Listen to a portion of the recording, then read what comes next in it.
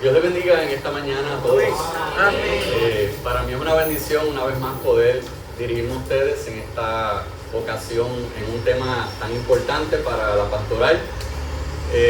Sabemos que es un tema bastante amplio y podemos desarrollarlo de diferentes maneras, dependiendo del enfoque que nosotros queramos. Pero en esta mañana, pues mi misión es durante este tiempo poder llevarle a ustedes una idea general de este tema, que puedan aplicar algunos conceptos, algunas enseñanzas y de alguna manera podamos, por aquí parece que tenemos algún problemita con la imagen, si se va pues buscamos resolver. Lo importante es que nosotros tengamos una idea general para poderlo aplicar a nuestros ministerios. La presentación se supone que ya está en la página de ustedes la pueden acceder a la página del CAMI y ya la pueden tener en PDF, en el mismo celular o en una tableta. Si hay algún hermano que tiene alguna situación donde no pueda verla, yo tengo aquí como algunas 10 copias de manera visual, la podemos tener aquí si la necesitan. Quizás no sé si el hermano Amílcar nos pueda ayudar con el que necesita, o sea que no tenemos para todo el mundo, pero si hay alguien que realmente la necesite, tiene un esquema del contenido y la presentación, porque son solamente como algunas 10 copias. Pero toda la presentación va a estar aquí, la van a tener allá, la pueden ir siguiendo y podemos ir compartiendo la información. Antes de comenzar, es importante que si hay alguna pregunta, alguna duda sobre el tema, ustedes lo dejen para la parte final, porque es tan limitado el tiempo para dar una clase como esta que puede ser que tengamos alguna situación donde no podamos completar el tema, así que prefiero que dejen esas preguntas para el final. De todos modos, mi reto es completar el tema, traerle la información y tener un ejercicio práctico que lo vamos a trabajar entre todos aquí en la última parte de la charla. Quise titular este tema ética pastoral, aunque dentro del prontuario que ustedes tienen de clases durante todo el año, creo que aparece el pastor y el ministerio, algo de la ética ministerial, pero quise enfocarme más directamente al ministerio y le he titulado Ética Pastoral, el carácter que sostiene el ministerio. Los objetivos principales de esta clase es formar un carácter pastoral íntegro. Hablamos de integridad cuando tiene que ver, ¿verdad?, con el ministerio pastoral. Concienciar sobre la responsabilidad ética del liderazgo. Es importante que entendamos que tenemos una gran responsabilidad dentro del liderazgo que el Señor nos ha entregado, de poder hacerlo de una manera consciente, guardando la ética en todo momento. También vamos a proporcionar herramientas prácticas para la autoevaluación y prevención de errores. Si hay algo que nos va a enseñar esta clase es a evaluarnos a nosotros mismos y ver en qué áreas estamos fallando y dónde tenemos que mejorar. El próximo objetivo es integrar un código de ética pastoral para el ejercicio del ministerio. Lo puse como una recomendación porque tengo entendido que muchos de los que están ejerciendo el ministerio probablemente no tengan un documento pegado en la oficina evaluando cómo yo estoy trabajando en los diferentes aspectos de mi ministerio. Así que lo que recomendamos es tener un código de ética que nos sirva de guía, como lo tiene una persona en el trabajo, en una profesión, en un lugar, ¿verdad?, ya sea agencia privada, donde ustedes se tienen que dejar regir por una serie de criterios para poder desempeñar éticamente su trabajo. Aquí en el ministerio también es igual. Así que hoy les voy a presentar esta idea para que la podamos implementar en nuestros ministerios o que podamos ayudar al pastor de la iglesia, porque probablemente haya aquí hermanos que son de la junta, que son líderes que colaboran y puedan darle una herramienta a ese pastor que lleva años pastoreando, pero que simplemente usa la ética, pero no es que esté consciente de los detalles para hacer una autoevaluación. Interesantemente, la hermandad tiene un código de ética que se los he presentado también, lo tienen ya en la página, pero lo pueden buscar más adelante. Lo vamos a ver aquí y les voy a presentar también otros modelos y ustedes pues deciden cuál de ellos los pueden utilizar, porque eso es para fin de hacer un mejor trabajo. Y finalmente lo que queremos es inspirar un ministerio centrado en Cristo y en el servicio. Sabemos que Jesucristo es nuestro modelo, ¿verdad? Y tenemos que seguir ese ejemplo, como así nos ha enseñado la Escritura, y podamos, ¿verdad?, ejercer nuestro ministerio de una manera efectiva. Antes de entrar de lleno en el tema, hay unos términos que es importante que simplemente los conozcamos. No vamos a entrar ni profundizar en ellos solamente que podamos conocerlo. La ética estudia los principios morales, las normas de conducta, los principios sobre lo que es correcto e incorrecto en las acciones humanas. Eso es lo que estudia prácticamente la ética, esos principios, esas normas de conducta que tiene que tener esa persona que se desempeñe en la sociedad. Es para efecto de una definición básica. Ahora, vamos a ir trabajando otros términos que ya van más de lleno a nuestra faceta, ¿verdad?, ministerial. La ética cristiana. Hay un libro que agradezco a nuestro hermano José, que el sábado pasado en la reunión me envió este libro y sacó una definición y la quise poner aquí, ¿verdad?, obviando la que tenía. La ética cristiana, dice, es aquella ciencia teológica que determina cuál es la manera recta de vivir para el hombre de acuerdo con las normas de la palabra de Dios. Si nosotros fuéramos a aplicar esto a la pastoral, diríamos que la ética pastoral pues es aquella ciencia teológica que determina cuál es la manera recta de vivir. ¿Para qué? Para el pastor o para el ministro. Así que es una definición que la podemos aplicar también a nuestro ministerio. La ética ministerial, que es otro concepto, se refiere al conjunto de principios morales y reglas de conducta específicas para los ministros del Evangelio, promoviendo integridad, honestidad y responsabilidad en el servicio eclesiástico. Cuando hablamos de ética ministerial, no solamente la vamos a aplicar al pastor, podemos aplicarla al líder de misiones, podemos aplicarla al líder del ministerio de adoración, podemos utilizar otros ministerios porque hay ministerios que complementan el ministerio pastoral, que son los que están trabajando mano a mano con el pastor. Así que esta definición abarca no solamente, ¿verdad?, la pastoral, sino todos los ministerios de la congregación. Pero para irnos un poquito más directo, la ética pastoral es el conjunto de principios y normas morales que guían el comportamiento de los pastores en su servicio a la comunidad cristiana. Yo añadiría que este servicio se extiende más allá de la comunidad de fe o del lugar donde nosotros laboramos, porque el que es pastor en su iglesia, pero también es el pastor de la comunidad. Es el pastor de los familiares cuando se muere un ser querido y van a buscar, háblate con tu pastor a ver si nos puede dar un servicio. Entonces usted tiene que dar un servicio más allá del que usted está acostumbrado a hacer.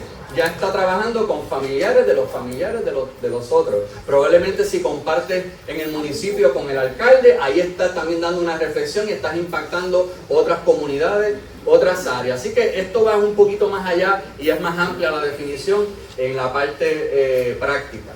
Bien, vamos a utilizar de base 3 textos que no voy a entrar en ellos porque tampoco vamos a hacer exégesis en este día porque el tiempo es limitado. Solamente quiero que tengan una referencia bíblica. Utilizamos 1 de Timoteo capítulo 4:16 y hay unas áreas donde la he cambiado un poquito de color porque son las que quiero enfatizar. El apóstol le estaba diciendo a Timoteo, ten cuidado de ti mismo. Fíjense que lo primero que Pablo le habla es a Timoteo, es cuídate tú.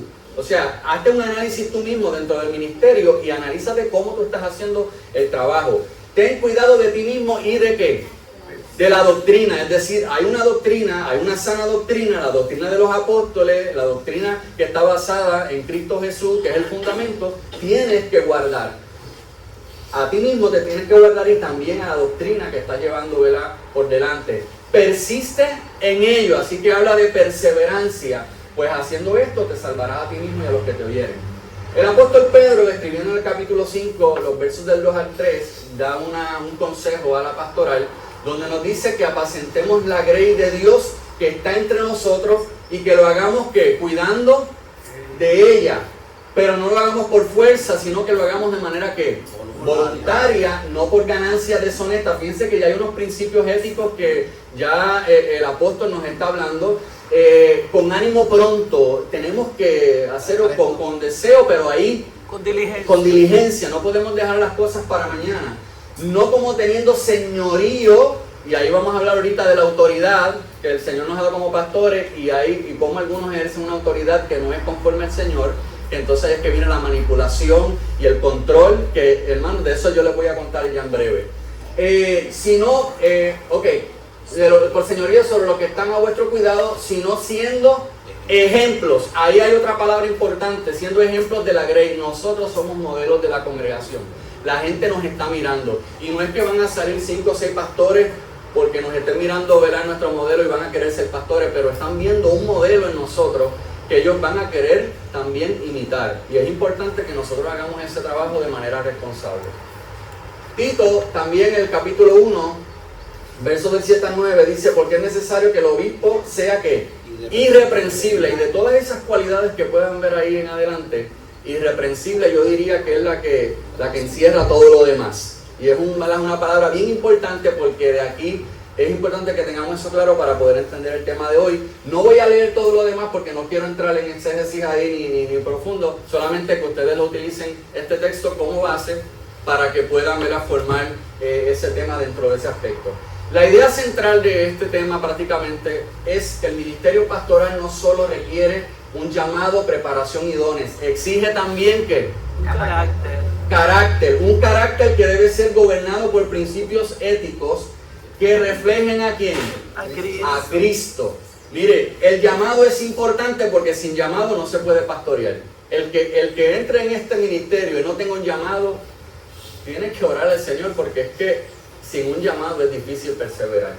La preparación es la que ustedes están llevando a cabo ahora. Ustedes se están preparando, han estado preparándose en años anteriores, porque sé que muchos de ustedes han estudiado teología y otras áreas de la parte eclesiástica, así que entiendo que muchos son o capellanes o han estado dando un servicio, pero se han estado preparando para ejercer un ministerio. El llamado es bueno, la preparación es buena. Los dones, mire hermano, usted puede tener los dones de 1 Corintios 12, 14. Usted puede tener los dones de Romanos 12, del 6 al 8. Usted puede tener los de Efesios 4. Pero ¿sabe qué? Tiene que tener carácter, porque todo lo demás es bueno y es importante para el ministerio, pero necesitas carácter. Y el carácter no es algo, hermano, el carácter es algo que tú vas desarrollando en la marcha.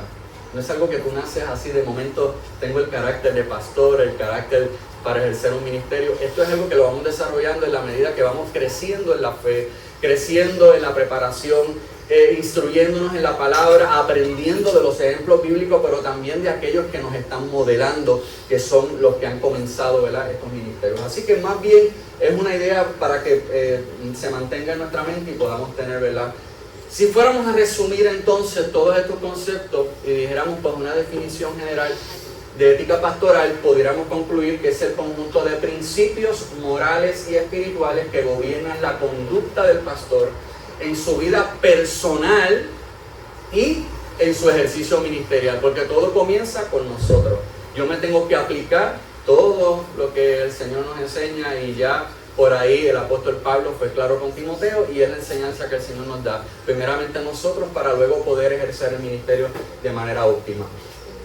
Voy a incluir en esta presentación una parte que he titulado citas destacadas.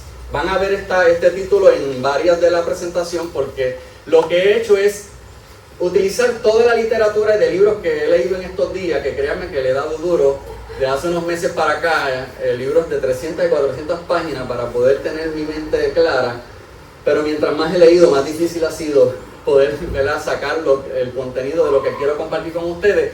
Pero como ya he leído esos libros, he identificado ciertas citas de estos autores, y en la medida que vayamos desarrollando, vamos a ir leyendo algunas citas para tener una idea y poder afirmar nuestra enseñanza.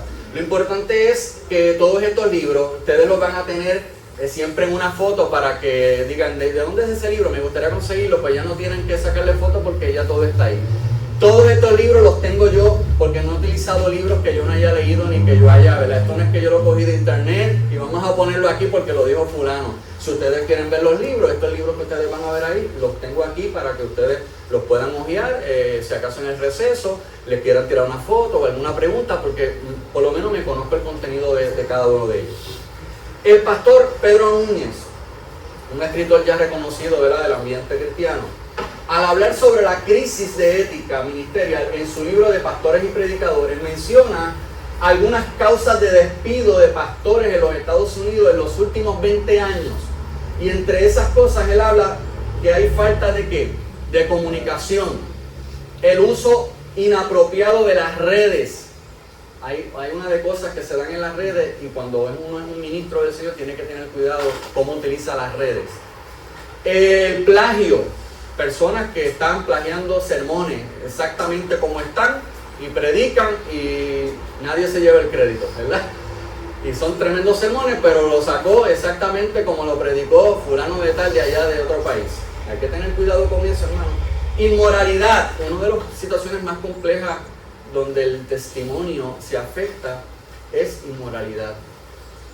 La falta de integridad financiera, otro tema candente, porque es un tema que hay que, tener las finanzas al día en la iglesia y que el pastor sepa lo que está haciendo, porque esto es una carta de testimonio para toda una comunidad, la comunidad de fe y quizás también afuera, porque cuando se afecta el testimonio, usted sabe que si sale una noticia de una situación de una iglesia en términos económicos, le cae el agua a todo el mundo. O sea, si sale ahora mañana en la televisión que un pastor utilizó mal los fondos de la iglesia y ya está público, la gente va a decir, todas las iglesias son iguales, todos los pastores son iguales. Entonces usted cae dentro de dice, ay Dios mío, Señor amado, pero yo no soy así, yo soy diferente, pero hay una opinión ya, y por eso es que es importante que la ética ministerial la llevemos al pie de la letra, porque si no podemos afectar nuestra vida, la vida de la iglesia, el ministerio completo y bueno, el evangelio por lo general. Así que tengamos mucho cuidado cuando vayamos a ejercer nuestro ministerio. Si están ya en el desarrollo, pues tengan cuidado con estos aspectos. Luego añade una expresión del libro Ética Ministerial, este que está aquí, de Joel Trull y James Carter, donde dice, y esta expresión me interesó mucho por el contenido tan directo: ninguna profesión es tan éticamente demandante como el ministerio cristiano. De ninguna profesión, de ningún profesional se espera que modele la moralidad tanto como de un ministro. Mire, esto a mí me dejó un pensamiento por unos minutos. Hay una responsabilidad tan grande que nosotros tenemos, hermano. Cualquier error que cometamos en nuestro desempeño ministerial puede dañar nuestro testimonio, el testimonio de la congregación y el testimonio completo del Evangelio de Jesucristo. La gente está mirando a los pastores. Yo he tenido, hermano, y yo le doy gracias a Dios, no es porque esté aquí, ustedes me conocen, pero he tenido una satisfacción de cómo piensa la gente de afuera, que no es una congregación de mi persona. Cada vez que yo recibo personas, o que alguien busca un servicio, porque yo tengo aquí a Marta y a Nicole, ¿verdad?, que son nuestras líderes en nuestra iglesia, que cuando buscan un servicio y hablan, ¿y para quién es? ¿Y para qué iglesia? Ah, el pastor Willy. ¿Entienden? O sea, hay una proyección que no las hemos ganado con el tiempo. No ha sido que nos fuimos, mira, yo soy el pastor fulano de tal. Simplemente es que en el ejercicio del ministerio la gente va viendo un modelo. Y cuando hablan de ti, te mencionan el pueblo, te mencionan allá y ya te conocen, saben quién es. A eso me refiero. La gente está mirando al pastor. Y la gente que va a otra iglesia, que a lo mejor no ve un perfil correcto de lo que es un pastor, cuando tienen alguna situación, ¿saben a quién van a buscar? Al pastor que ellos entienden que es un pastor íntegro, que es un pastor que pueden recibir un consejo. Y esa experiencia tan reciente como una semana la tuve yo en estos días. Una persona que me dijo, ¿sabe por qué nosotros vinimos donde usted? Porque nosotros lo conocemos. Sabemos quién es usted. Y yo por dentro decía, ay Dios mío. Una vez le dije a la iglesia, no me halaguen tanto, porque el día que yo cometo un error, tengo un problema. Porque entonces la exigencia, ¿verdad? Pero también uno dentro de esta reflexión uno dice, qué tremendo es poder servir a Cristo y seguir el modelo de Cristo, porque en la medida que nosotros seamos imitadores de Cristo, la gente tendrá un modelo correcto para seguir. Por eso Pablo decía, sed imitadores de mí, como yo lo soy de ¿quién? De Jesucristo. Jesucristo es mi modelo, pues aprendan de mí también para que ejerzan ese ministerio. Bueno, continuamos. Vamos a entrar de lleno rapidito porque quiero ir, ¿verdad? Hoy sí que la otra vez no pude terminar, pero yo espero que hoy no me agarre el tiempo, ¿verdad? Porque voy fluyendo. Miren, la ética de la integridad personal es el primer tópico que queremos discutir. Yo voy a estar dando una definición básica antes de ir entrando en estos temas. Miren, la integridad ministerial, ¿verdad?, se refiere a esa salud de la vida interior del pastor. Es la coherencia entre lo que se predica en el púlpito y lo que vive en el altar privado.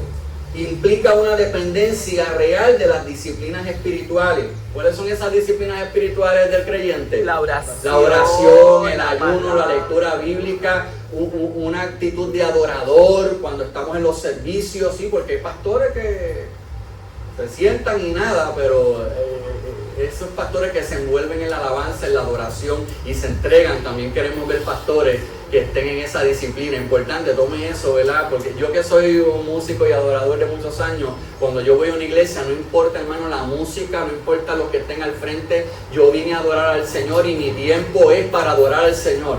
Y si he llegado a una iglesia y un pastor me quiere decir algo y yo me pierdo el devocional, yo me desespero porque me gusta esa parte de preparar el corazón. Y cuando voy a predicar tengo que estar temprano porque quiero desde el principio recibir todo lo que Dios tiene, porque puede servir de puente para poder llevar esa palabra y sea más directa. Así que es importante eso. Bueno, entonces, la ética ministerial vinculada a las funciones pastorales comienza en el carácter del pastor. Fíjense qué interesante. Antes de dirigir a otro, el pastor tiene que gobernarse a sí mismo. Hay que tomar control de nosotros primero.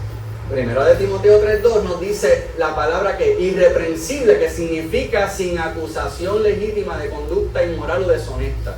Fíjense que lo que se está buscando en este tiempo son líderes que sean irreprensibles, que nadie tenga nada que decir de su vida, de su conducta. Usted es una persona que moralmente lo hace correctamente, que usted es una persona honesta, lo conocen por su integridad. Esos son elementos importantes. Y hay 3 áreas de integridad que el pastor debe manifestar. La integridad espiritual, que ya la hemos definido como esa salud de la vida interior del pastor. El pastor no puede vivir solo de sermones.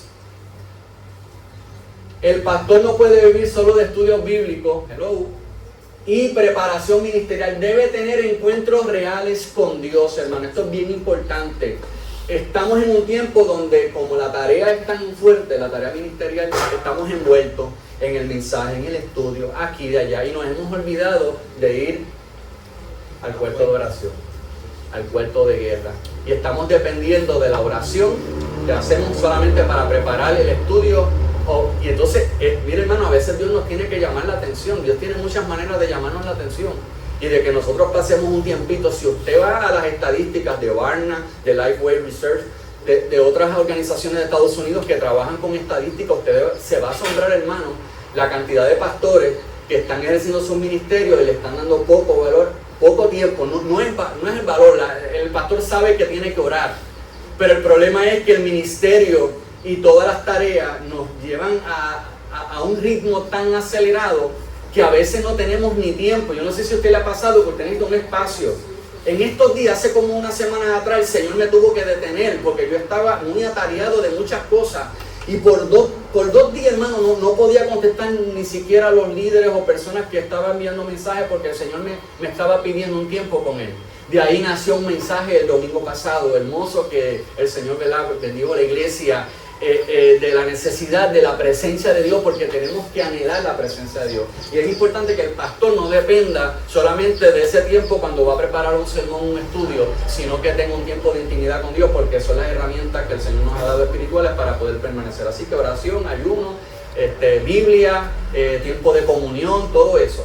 La integridad moral, hermano. La integridad moral se define como la rectitud en la conducta y las decisiones. Implica vivir bajo los estándares de pureza y honestidad que la Biblia exige para los obispos, asegurando que no haya doble vida ni áreas ocultas que comprometan el testimonio de la iglesia. Mire, el pastor no debe mantener 2 vidas. No podemos ser una cosa en la parte pública y en la parte privada otra cosa. Y eso es un problema no solamente del pastor. Tenemos líderes en la iglesia que su conducta es cuestionable, porque en su casa es de una manera, pero en la iglesia actúa de otra. ¿Verdad? Esto es una reflexión que tenemos que hacernos nosotros.